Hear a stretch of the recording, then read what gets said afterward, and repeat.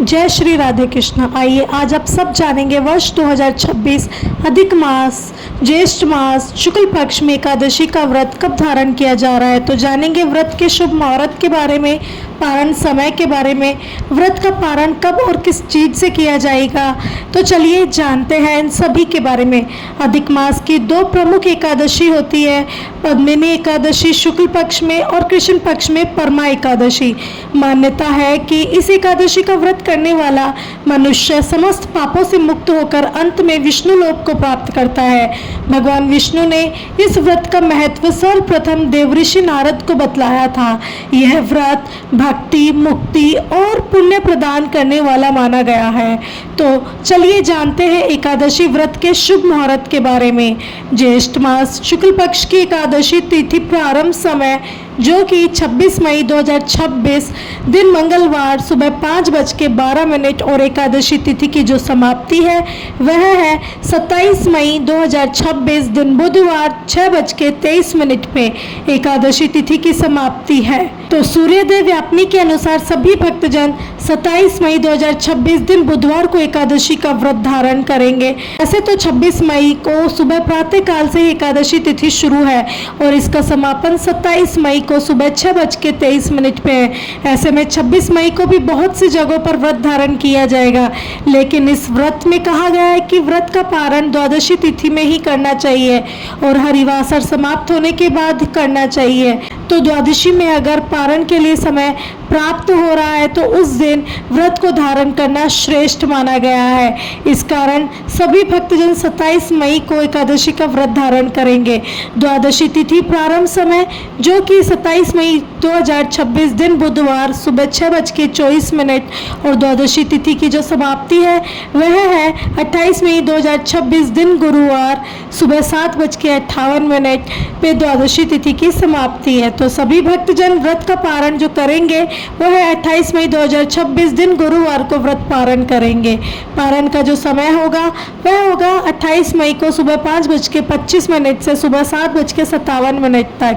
व्रत का पारण गोदधना पारणम यानी कि गाय के दूध के दही से व्रत का पारण किया जाएगा। यह संभव ना हो पाए तो आप जल फल या तुलसी दल से भी व्रत का पारण कर सकते हैं। 27 मई को सूर्योदय का समय सुबह 5:08 होगा। सूर्यास्त शाम 6:41 पे होगी। ब्रह्म मुहूर्त का समय सुबह 3:39 पे होगा और राहु काल का समय सुबह 11:55 से दोपहर 1:36 तक होगा। प्रातःकाल पूजा का शुभ मुहूर्त सुबह 5:25 से सुबह 7:09 तक होगा और शाम को पूजा का शुभ मुहूर्त शाम 5:29 से शाम 7:12 तक होगा। विजय मुहूर्त का जो समय होगा वह होगा दोपहर 2:36 से दोपहर 3:31 तक।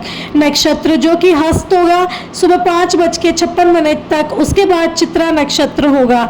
इस दिन व्यतिपात योग होगा रात्रि 3:25 तक। उसके बाद वरियान योग होगा। इस दिन सर्वार्थ सिद्धि योग और रवि योग भी बन रहा है कुछ समय के लिए, जो कि 27 मई को सुबह 5:25 से सुबह 5:56 सुबह 5:56 तक होगा। तो इस दिन पूरे विधि विधान के साथ भगवान विष्णु माता लक्ष्मी का पूजन करें। गंध पुष्प धूप दीप आदि से पूजा करके भगवान को अनेक प्रकार के ऋतुफल अर्पित करें। दूध से बने हुए वस्तुओं का भगवान को भोग लगाएं। जब भी आप भोग लगाते हैं तो तुलसी दल तुलसी पत्र डाल के भगवान को भोग लगाएं। व्रत आदि कथा का श्रवण करें। विष्णु सहस्त्र नाम पुरुषोक्त आदि का पाठ या श्रवण करें तो यह बड़ा ही पुण्य और फलदायी माना जाता है। जो भी एकादशी का व्रत धारण करते हैं उन्हें दशमी तिथि के दिन व्रत में नियमों का पालन करना चाहिए। दशमी तिथि के दिन शुभ और सात्विक आहार ग्रहण करना चाहिए। चावल ग्रहण नहीं करना चाहिए।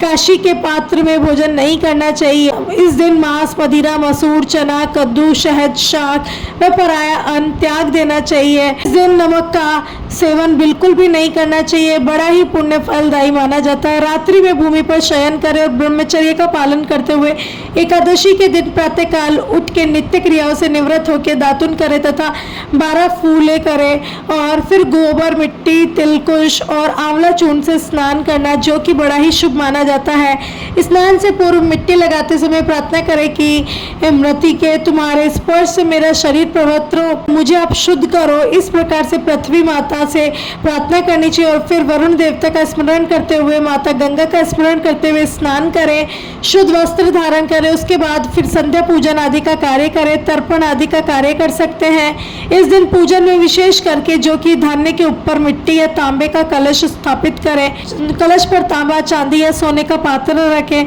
भगवान विष्णु की मूर्ति स्थापित करें और फिर गंध, पुष्प, धूप, दीप, निवेद्य आदि से भगवान का पूजन करें। इस दिन राधा कृष्ण एवं पार्वती महादेव जी का भी पूजन करें। भगवान के समक्ष भजन, कीर्तन, नृत्य एवं पुराण आदि का कथा का श्रवण करते हुए दिन को व्यतीत करें। तो दोस्तों, यह थी एकादशी के बारे में संपूर्ण जानकारी। आपको कैसी लगी मुझे कमेंट में बताएं।